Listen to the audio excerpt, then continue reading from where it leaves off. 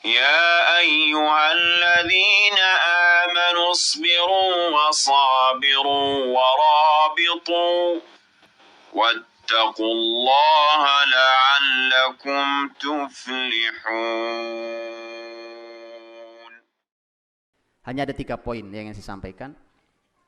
Yang pertama berbicara tentang masalah bagaimana sesungguhnya semua sebab kejatuhan daulah-daulah Islam yang pernah ada dalam sejarah semua ada di kita hari ini.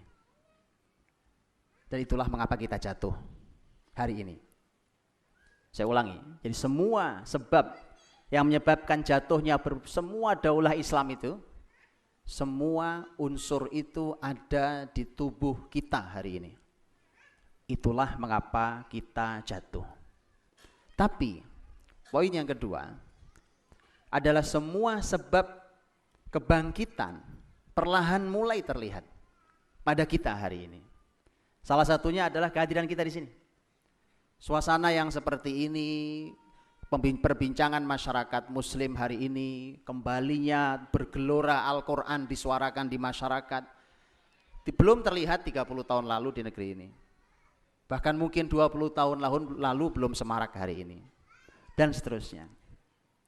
Barulah yang ketiga, sebenarnya saya hanya ingin memberikan sebuah contoh yang ini menjadi koreksi buat kita nanti. Sebenarnya seperti apa posisi kita hari ini dengan rencana kebangkitan yang memang sudah disampaikan oleh Rasulullah SAW saat beliau masih hidup, seperti disampaikan Ustadz Aris tentang hadis yang diriwayatkan oleh Imam Ahmad tadi tentang 5 fase zaman yang akan dilalui.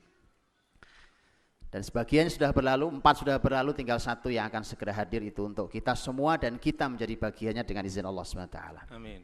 Saudara bagian dirahmati Allah SWT, para ulama sejarah itu sudah banyak yang menulis tentang buku-buku tentang sebab kejatuhan. Di antaranya adalah seorang ulama Mesir, saya yakin beliau hadir, tahu, Syekh Hisham tahu bahwa Dr. Abdul Halim Uwais rahimahullah ta'ala, rahmatan wasi'ah. Dr. Abdul Halim Uwais adalah orang yang sangat banyak menulis tentang sebab kejatuhan negeri-negeri Islam. Di antaranya buku beliau Dirasah li Suqut 30 Daulah Islamiyah, atau juga ada buku beliau At-Takatsur Al-Madi wa Atharuhu fi Suqutil Andalus, dan seterusnya. Jadi Dr. Abdul Halim Uwais adalah orang yang sangat banyak menulis tentang mengapa negeri-negeri itu jatuh. Bahkan dalam salah satu tulisan beliau mengkaji 30 daulah Islam yang sudah jatuh, itu apa sebabnya. Dan selalu ada benang merahnya. Selalu ada benang merahnya. Selalu ada kesamaan antara satu negara dengan negara yang lain. Saya tidak membahas itu panjang lebar karena itu bukan pembahasan kita.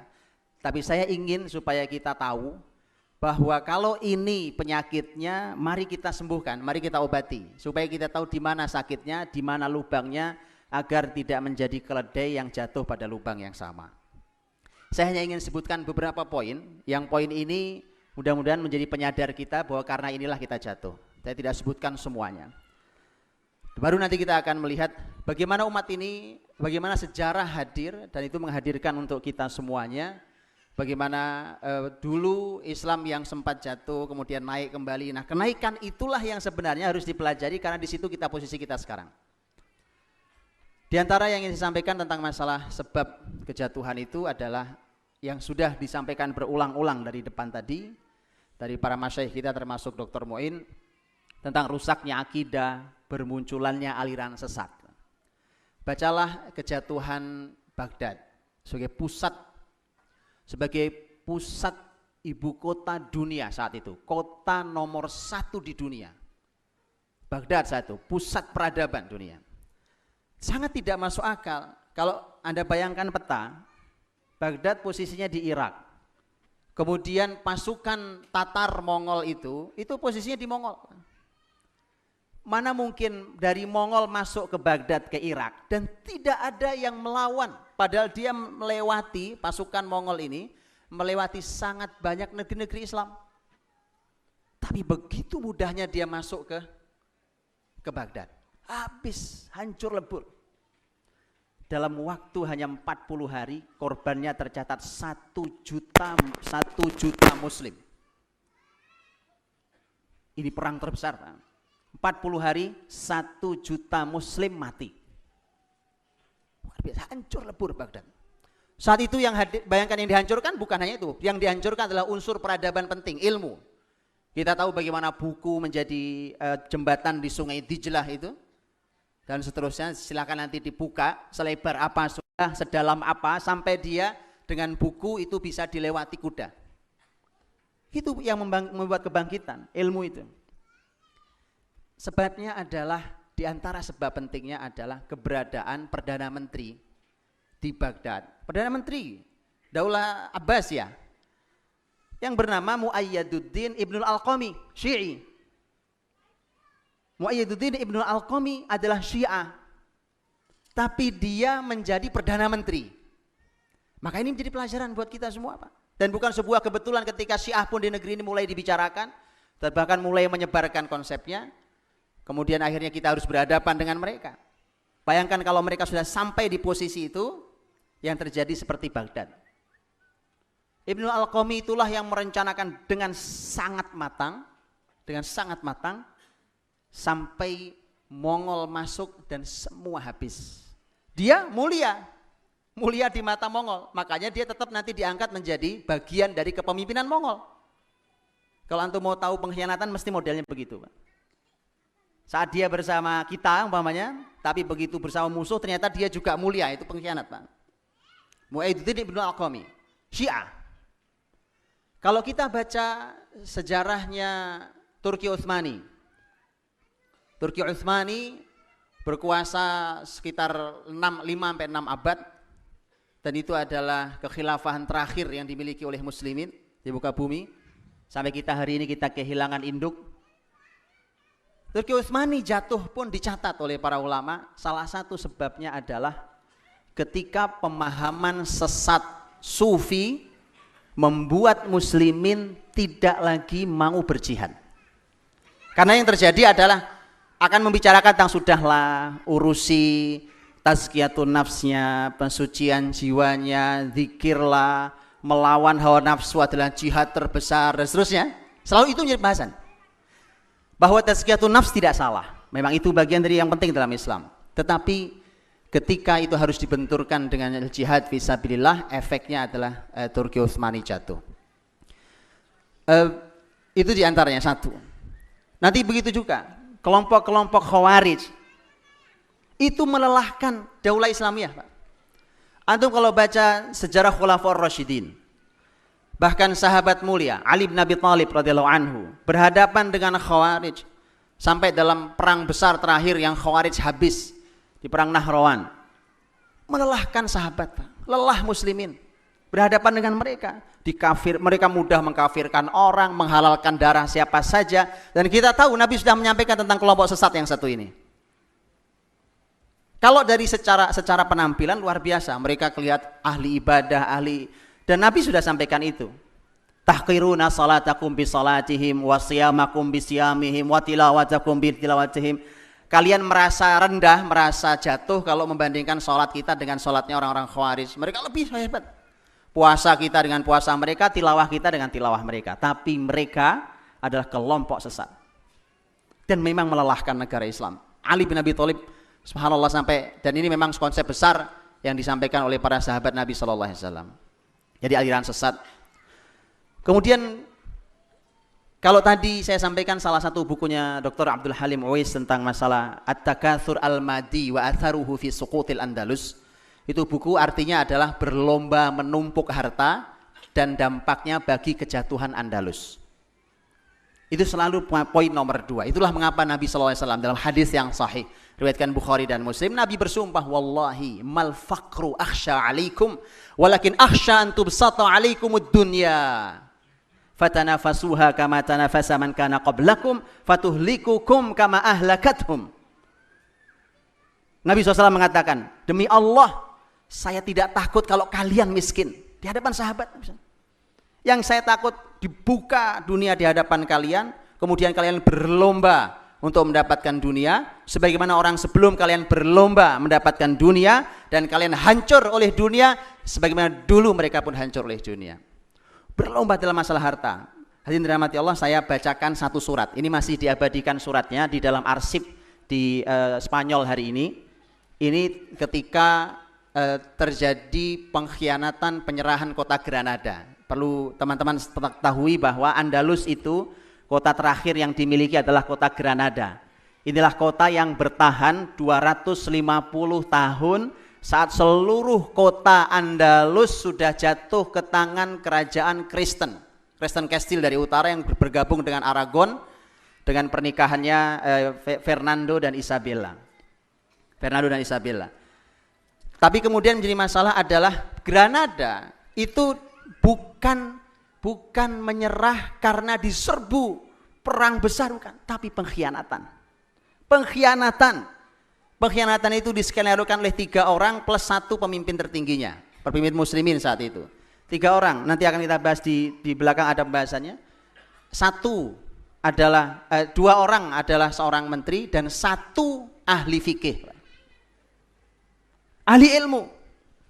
1 ini, jadi 3 orang ini yang ngasih dalil 1, yang 2 ini merekalah yang merencanakan pengkhianatan. Saya bacakan surat, ini langsung bahasa Indonesia ya. Surat ini ditulis oleh 1 dari 2 menteri, ada namanya Abul Qasim Al-Malih, ada namanya Yusuf bin Kamasyah, kalau ini Al-Faqih Al-Baqini. Ini suratnya Yusuf bin Abul Qasim Al-Malih, ini menteri pengkhianat yang mengirim surat kepada si Raja Fernando dan Ratu Isabella, surat yang menunjukkan bahwa dia memang bermain di balik layar walaupun masyarakat muslim tidak tahu. Dia mengatakan, saya bersumpah demi Allah dan demi syariat bahwa jika saya mampu memikul Granada di pundak saya, pasti akan saya bawa ke tuan-tuan yang mulia. Ini keinginan saya. Allah akan membinasakan saya jika saya berdusta. Sebagaimana saya berharap dari Allah, urusan ini berakhir dengan baik. Terbebas dari kaum gila itu. Lihat, bayangkan. Siapa yang dimaksud kaum gila? Yang dimaksud kaum gila adalah masyarakat muslim, mujahid, masyarakat yang punya iman, yang menolak Granada diserahkan kepada Kristen. Itu yang oleh Abul Qasim Al-Malih disebut orang gila. Dan saya berharap Anda yakin bahwa saya adalah pembantu mulia yang tulus untuk tuan-tuan terhormat. Tapi sayangnya, pemahaman penduduk kota ini belum matang dan belum terbuka. Kalimat itu diulangi hari ini. Jadi bagi muslim yang mempertahankan imannya dianggap tidak terbuka. Inilah salah satu bentuk. Dan faktornya apa? Faktornya murni hanya karena ingin urusan dunia, Pak. Masing-masing ingin pertahankan. Andalus tidak pecah menjadi lebih dari 20 negara kecil. Ad-Duwailan. 20 negara kecil, kecuali karena muncul raja-raja kecil yang masing-masing ambisi kekuasaan dan dunia masing-masing. Begitu pula, Anda bisa lihat hari ini, asal setiap orang punya ambisi dengan dunia, pasti kita pecah, Pak. Ini yang Umar nangis radhiyallahu anhu. Umar ketika penaklukan Persia dan Romawi, kemudian Umar radhiyallahu anhu didatangkan banyak sekali perhiasan, harta, emas, perak, dimasukkan, diperlihatkan di Masjid Nabawi. Umar nangis. Sampai ada orang berkata, kenapa nangis Umar? Kenapa kita tidak bersyukur? Bukankah ini yang dijanjikan Nabi? Inilah kemenangan itu. Kalimat Umar, perhatikan. Umar mengatakan, wallahi, demi Allah, karena inilah kalian bertikai. Karena ini kalian akan berantem, Pak. Baik. Berikutnya adalah ada ulama, Pak. Ulama yang tidak punya peran malah jahat. Penyebab kejatuhan, Pak. Ulama artinya maksud saya bukan ulama yang takut pada Allah, tetapi adalah mereka yang punya ilmu agama banyak. Yang tadi saya sampaikan, Al-Faqih Al-Baqini itulah yang menjual Andalus. Dialah yang memberikan dukungan-dukungan itu. Jadi jangan dipikir tadi bahwa betul seperti disampaikan oleh Ustaz Dahlan tentang bagaimana yang ahli ilmu pun terancam neraka, Pak. Ketika tadi masalah keikhlasan. Dan bukan hanya itu, akhirnya para ulama, para ahli ilmu itu tidak memainkan perannya yang besar. Saya bacakan kalimatnya Imam Ibnu Hazm rahimahullah ta'ala. Imam Ibnu Hazm rahimahullah ta'ala itu hadir di kebangkitan Andalus kedua. Karena Andalus itu saya sebut bangkit 2 kali. Yang pertama waktu Tariq bin Ziyad masuk, itu pertama, itu sekitar tahun 100. Kemudian Islam besar sampai 400 tahun kurang lebih. Kemudian jatuh, Andalus jatuh, muslimin pecah. Tadinya bersatu menjadi lebih dari 20 negara. Setelah itulah itu jatuh. Dan tokoh-tokoh yang membangkitkan kembali, naik kembali, itu diantaranya adalah Imam Ibnu Hazm rahimahullah ta'ala. Imam Ibnu Hazm rahimahullah ta'ala, lihat kalimat ini untuk kita semua para ahli ilmu, untuk penuntut ilmu. Beliau mengatakan, cara kita lepas dari fitnah yang menimpa Andalus adalah menahan lisan. Tahan lisan. Kalau mau bangkit, tahan lisan. Ini kalimat beliau. Karena beliau yang membangkitkan Andalus nantinya. Ada Imam Ibnu Hazm, ada Abul Walid Al-Baji, kemudian ada Ibnu Abdil Bar rahimahullah ta'ala. Inilah 3 tokoh di balik kebangkitan Andalus hingga Andalus masih bisa bangkit 400 tahun berikutnya. Memimpin Andalus. Ini 3 tokoh besarnya. Ditambah nanti pemimpin besar dari Maroko yang bernama Yusuf bin Tashfin. Dia mengatakan bahwa tahan lisan untuk kita lepas dari semua fitnah yang hadir hari ini di Andalus ini. Kecuali dari satu hal. Dari amar ma'ruf dan nahi mungkar. Jangan tahan lisan kalian kalau amar ma'ruf nahi mungkar. Keluarkan lisan kalian. Tapi kata beliau, sangat disayangkan. Banyak penuntut ilmu yang tidak menahan dirinya dari apapun. Selalu keluarkan kalimat. Tapi justru mereka menahan diri dari amar ma'ruf nahi mungkar. Terbalik. Kalau beliau mengatakan, kalau setiap orang yang menolak dengan hatinya berkumpul di sini, menolak dengan hatinya, artinya menolak semua kekalahan, kejatuhan ini, menolak Kristen itu, karena waktu itu mereka berhadapan dengan Kristen. Kalau berkumpul di sini semua, mereka tak mampu mengalahkan kita. Imam Ibnu Hazm rahimahullah ta'ala. Ini kesedihan beliau. Abul Walid Al-Baji rahimahullah ta'ala, salah satu ulama besar yang juga bersama beliau menghadirkan, itu belajarnya di timur, Pak. Jadi belajar dulu sekolahnya di timur, karena Islam besar di timur, di Baghdad dan Syam segala macam. Kemudian beliau pulang ke Andalus kaget, negerinya berantakan, kacau. Disitulah kemudian dia memulai, bahkan memberikan amar ma'ruf nahi mungkar kepada semua raja-raja kecil yang sudah menguasai, sudah memecah Andalus menjadi puluhan kota itu. Kemudian yang berikutnya adalah bahwa akhirnya setelah itu semua, jihad pun telah digantikan oleh hiburan. Jihad telah berganti dengan hiburan. Ini saya bacakan langsung, Pak. Saya bacakan langsung mengapa tadi kembali kepada peristiwa tanggal 1 Safar tahun 656 Hijriah, di mana Baghdad luluh lantak hancur oleh pasukan Mongol. Mulai itu kejadiannya. Kemudian wanita itu bernama Arafah. Panah melesat dari salah satu jendela, membunuhnya saat ia sedang menari di hadapan khalifah. Khalifah terkejut dan sangat marah. Dia mengambil anak panah yang menancap. Ternyata tertulis di anak panah, ini sengaja ditulis oleh Hulagu itu, pasukan Mongol. Tertulis di anak panah, jika Allah ingin menjatuhkan ketentuannya, artinya takdirnya. Ini orang kafir sok tahu tentang Islam ini, Pak. Dia bicara tentang Islam ini ya. Jika Allah ingin menjatuhkan ketentuannya, dia menghilangkan akal dari orang-orang yang berakal. Udah gak berakal, memang tidak berakal. Negeri dikepung, dia menikmati tarian. Maka khalifah pun memerintahkan untuk menambahi penghalang hingga banyak sekali penutup di istana khalifah. Bukannya dia umumkan jihad, dia malah tutup serapat-rapatnya istana. Itu yang terjadi. Dan itulah saat seperti itulah Perdana Menterinya Syiah tadi itu. Selalu begitu, ketika pemimpin lemah maka seperti itu Perdana Menterinya. Maka dari itulah hiburan itu sebenarnya adalah sebuah fenomena kejatuhan muslimin. Kalau masyarakat, nih kalimat saya, kalau masyarakat ini lebih menghormati dan menghargai hiburan dibandingkan ilmu dan ahli ilmu, maka itu bukti masyarakat jatuh. Islam tidak akan bangkit kecuali dengan kembali pada ayat pertama, Iqra bismi rabbik. Baca, Pak. Itu ilmu, Pak. Ada satu buku yang juga sangat bagus tentang Andalus, Pak. Tulisannya Dr. Tariq Suwaidan tentang Al-Andalus At-Tarikh Al-Musawwar.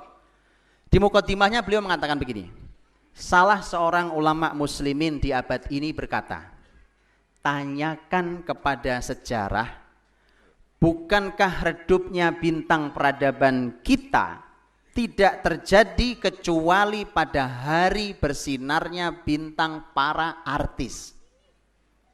Kelas jelas kalimatnya, Pak. Itu penyebab kejatuhan. Itu penyebab kejatuhan.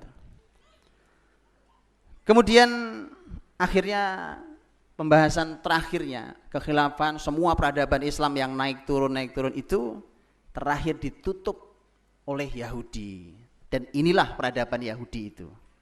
Hari ini peradaban Yahudi. Turki Utsmani tutup oleh Mustafa Kamal, Yahudi Donama, dan kemudian sampai hari ini kita belum bukanya. Teman-teman dirahmati Allah Subhanahu wa taala. Ini beberapa poin. Saya sampaikan ada beberapa poin tadi. Itu adalah tentang kurang lebih poin yang menurut saya adalah sesuatu yang perlu kita dengar hari ini dari sekian banyak poin disampaikan para ulama kita. Kemudian sejarah, saya ingin menyampaikan 3 poin sejarah dalam waktu yang singkat. Bagaimana setelah semua kejatuhan itu muncul orang-orang yang bisa membangkitkan kembali. Dan itu kepentingan kita hadir hari ini. Bagaimana sudah jatuh. Andalus pecah belah, berantakan semuanya, timur dari mulai Bani Muawiyah, masyarakat Bani Abbas ya berantakan jatuh. Selalu ada yang bisa membangkitkan kembali dengan izin Allah Subhanahu wa taala. Ada 3 kan. Yang pertama adalah tentang tadi Imam Abdul Walid Al-Baji, Ibnu Hazm, Ibnu Abdul Bar, kemudian bekerja sama dengan Yusuf bin Tashfin. Yusuf bin Tashfin adalah pemimpin Murabitin, itu adanya di daratan Eropa bagian utara. Karena kita tahu dari Maroko itu sudah terlihat daratan Spanyol, dan itu nyebrang sedikit Selat Gibraltar, itu nyebrang masuk ke Andalus. Dan Yusuf bin Tashfin adalah penguasa di Afrika Utara, dan saat itu sebenarnya seluruh ulama Islam di dunia itu sangat prihatin terhadap keadaan Andalus yang sudah pecah belah. Bahkan di timur keluar fatwa-fatwa para ulama besar, termasuk antaranya Syekh Al-Ghazali rahimahullah ta'ala, kemudian Abdul Qadir Al-Jilani rahimahullah ta'ala. Itu ulama-ulama besar di timur itu memberikan sebuah fatwa yang membuat Yusuf bin Tashfin berani menyeberang, bahkan kalaupun harus terjadi pertumpahan darah maka kamu harus masuk untuk menyatukan muslimin, karena ancamannya adalah Kristen dari arah utara. Dan tugas para ulama Abdul Walid Al-Baji, Ibnu Hazm, Ibnu Abdul Bar itu menyadarkan dengan ilmunya, menyampaikan ilmu ke masyarakat. Masyarakatnya sudah malas belajar, Pak. Malas berilmu, apalagi malas berjihad, itu sudah pasti. Berilmu saja duduk malas.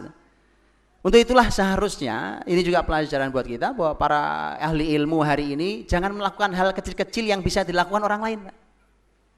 Kalau dalam bahasa yang aplikatif hari-hari saya sering sampaikan gitu. Teman-teman umpamanya, Pak, teman-teman lulusan Libya, teman-teman lulusan Timur Tengah, mengapa harus menghabiskan umurnya hanya untuk ngajar bahasa Arab? Ngajar bahasa Arab gak perlu ke Timur Tengah banyak, Pak. Tidak perlu sampai harus selesai syariah Libya. Sayang, ilmu antum luar biasa. Orang perlu mendapat panduan itu. Kan gitu contohnya. Jadi kalau kemudian hanya ngajar bahasa Arab, bukan tidak boleh, silakan, tapi kalau Anda habiskan usia untuk itu, tidak ada yang bisa membaca kitab-kitab yang bisa antum baca itu. Akhirnya para ulama harus berkarya besar. Dia melakukan hal-hal yang besar yang bisa dia ambil. Begitulah sampai kemudian dia bekerja sama, dia menyadarkan, dia datangi satu persatu pemimpin yang raja-raja kecil itu, kemudian disampaikan tentang bahaya perpecahan, pertikaian dan segala macam. Kemudian ada juga pembahasan tentang Musa bin Abi Ghassan dengan Saifuddin Qutuz rahimahullah. Musa bin Abi Ghassan itu nanti saya minta antum coba baca. Ini orang yang terzolimi oleh sejarah, Bukan sejarah yang mendolimi, kita yang mendolimi, Pak. Ini orang besar, mujahid hebat, tapi kita nyaris tidak pernah mengenal namanya. Musa bin Abi Ghassan. Musa bin Abi Ghassan itu hadir di hari-hari terakhir kejatuhan Granada. Saat itu semua sudah pengkhianat 4, pemimpin tertinggi, 2 menteri, 1 ahli fikih. 4, Pak. 4 pengkhianat besar ini semua memimpin. Datang Musa bin Abi Ghassan. Saya bacakan kalimatnya Musa bin Abi Ghassan. Dia mengatakan, jangan serahkan Granada. Biarkan kami berjihad fisabilillah. Biarkan kami berperang fisabilillah. Jangan menipu diri kalian sendiri. Jangan menyangka kalau Nasoro akan memenuhi janji mereka. Karena Nasoro mengimimi janji, udah serahkan saja Granada, nanti kalian akan kami pertahankan, tidak kami ganggu masjid kalian. Musa mengatakan tidak, mereka tidak akan penuhi janji. Jangan bersandar pada besarnya kerajaan mereka. Kematian hanya sedikit dari ketakutan kita. Artinya kalau cuma mati simple buat kami. Yang lebih dari itu bukan mati. Di hadapan kita ada penjarahan kota-kota kita dan penghancurannya, pengotoran masjid-masjid kita, perobohan rumah-rumah kita, pemerkosaan istri-istri dan putri-putri kita. Di hadapan kita dosa keji, fanatisme buas, cambuk dan belenggu rantai. Di hadapan kita penjara, siksaan dan pembakaran. Kalimatnya sangat kuat, Pak. Itu di hadapan mereka. Tapi namanya orang sudah buta, sudah syahwat yang bicara. Musa bin Abi Ghassan membentur tembok syahwat. Akhirnya Musa kata, dia gerakkan timnya, kemudian mereka syahid semua fisabilillah. Musa bin Abi Ghassan rahimahullah ta'ala. Saifuddin Qutuz juga sama. Ini di zaman yang berbeda. Tadi ketika pasukan Mongol memporak-porandakan Baghdad, dan setiap kota yang didatangi oleh pasukan Tatar, mereka dikirimi surat oleh Panglima Tatar. Asal surat dibaca oleh pemimpin daerah itu, langsung pemimpin daerah itu nyerah. Cuma baca suratnya pasukan Tatar. Memang saat itu Tatar itu dianggap sebagai masyarakat aneh yang tiba-tiba datang dengan kekuatan yang tak terkalahkan. Itu yang terjadi, Pak. Sehingga sampailah surat itu diterima juga oleh Saifuddin Qutuz yang merupakan pemimpin besar Mesir. Maka Mesir layak berbangga, Pak. Saifuddin Qutuz rahimahullah ta'ala. Beliau dapat surat. Begitu dapat surat, dia sampaikan di panglima-panglimanya.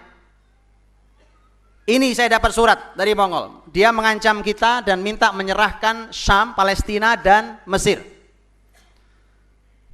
Panglima-panglimanya malah mengatakan udah nyerah saja. Sama, Pak, sama persis. Mental jatuh kayak kita hari ini.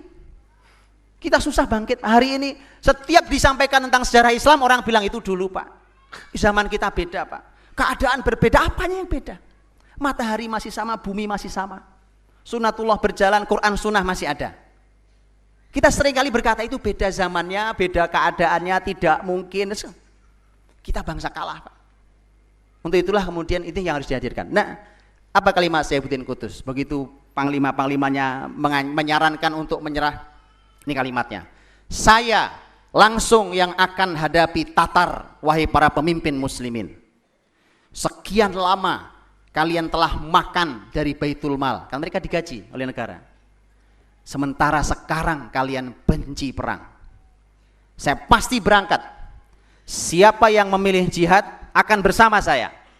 Siapa yang tidak memilih itu, pulanglah ke rumah kalian. Sangat kuat kalimatnya. Berangkat. Saifuddin Qutuz, panglimanya pun akhirnya berangkat. Pemimpin mereka berangkat. Berangkat, mereka masuk menghadang pasukan Tatar. Ketika mereka masuk ke Palestina, terjadilah perang besar yang kita kenal, Ain Jalut. Dan disitulah semua dunia Islam tahu bahwa Tatar bukan pasukan yang tidak bisa dikalahkan, Pak. Hanya perlu seorang Saifuddin Qutuz rahimahullah ta'ala. Harus ada orang yang nekat begitu, berani, Pak. Ternyata baru tahu, mati Panglima Tatar di Bisan, di dekat Ain Jalut. Mati, Pak. Kalah. Setelah itu baru dunia Islam tahu, oh ternyata mereka pasukan yang bisa dikalahkan. Hari ini kita semua serba nyerah, Pak. Oh, sekarang peradaban serba canggih, serba ini, serba itu, modern. Kemudian kita bilang, kita kan nggak punya apa-apa, kita tidak bisa. Buktikan, hadirlah seorang Saifuddin Qutuz rahimahullah ta'ala. Seperti disampaikan oleh guru saya Dr. Muin tadi, bahwa kalau ada disebutkan mujaddid di setiap awal 100 tahun, mengapa tidak kita yang mengatakan itu saya? Itu kita di bidang kita. Bukan kita bertanya siapa ya orangnya, tapi kita orangnya.